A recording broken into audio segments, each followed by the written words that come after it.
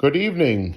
Here I'm showing some different examples of using a custom enclosure for a Light-O-Rama AC controller. I have two examples here. The first one involves taking a piece of plywood and using electrical outlets. As you can see here, I have a total of 8 outlets, and I have them, with their boxes mounted to the board.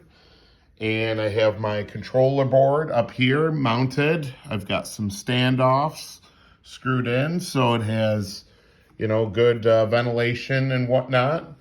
And then what I did is I took an old power strip power cable for the main power. You definitely want to make sure you're using something that's either 16.3 or 14.3 or 12.3 even is fine for a power source. You don't want to skimp out with an 18.3 for your power feed. You definitely want to be mindful of what type of gauge you're using. With that, I've got it mounted up to here. Then what I have is my ground goes off for a screw here, and then actually I connect it over for that side there because it would be a lot to get all 16 on one side. And then I have my main hot, the black is the hot input, and then the white is the ground. One thing, if you do this kind of enclosure, you will need to buy all the crimp-on disconnects from hardware store. So you will definitely need 16 for the hots, and then your grounds, you're going to need a bunch there as well. With this setup, what you actually get away with doing is, because electrical cord has three lines in it, so one of them is this the bare wire. That's your ground, so I'm making sure it hits the ground. And then you have your black and your red. Well, when you wire to an outlet, as you know, you can separate out your hots, but they can share a common ground going back. So that's how you get away with using for an outlet, just having the 3 wires coming in. And each one is separate, so I do have all 16 here.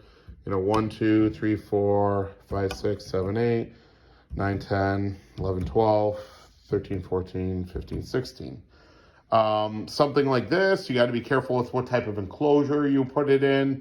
For waterproofing, there's no protection, so I had it in a tote, which I put a side opening on to run cords. So actually, here it is right here, marine boot. It's got the side opening here that my cords could stick out, and I put the lid on, and that stays pretty safe like that. Or you could just keep this type of controller in your garage or however. And I did actually have something that I've got that mounts over there to at least protect the board. So this is one option, fairly cheap to make an enclosure. Another is, if you do get a bare board, this is a cable guard. I think it's the 1000 XL. It's pretty similar to the Light-O-Rama, box. I do have some cable clamps here on the side, to run the power and all my leads. Same thing, I got all the crimp-on connectors, so you're definitely going to want to get a bulk box of that from the hardware store.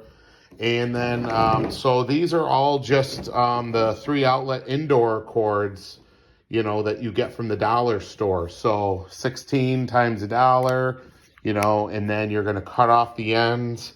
And then the same thing, obviously, one end, the hot end, you'd crimp on for all your hots. And then your one would go on the neutrals.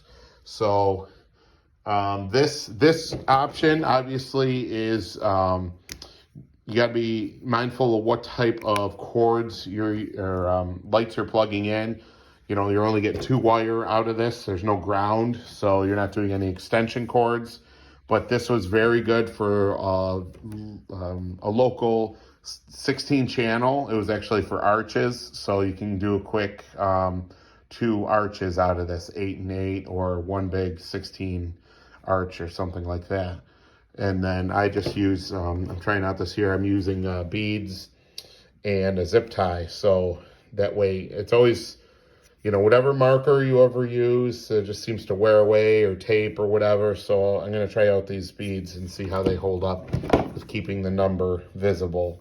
So this again is a second option for using a bare board and then getting it working. And then same thing with your power, you know, your power cable, it's in here somewhere.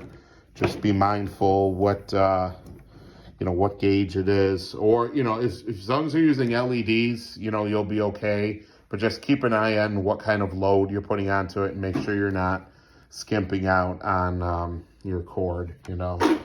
But you can usually get something like this. You can pull it off an old appliance or something. Just make sure it's, you know, good thickness. So there you go. Those are 2 examples, and these boards work great.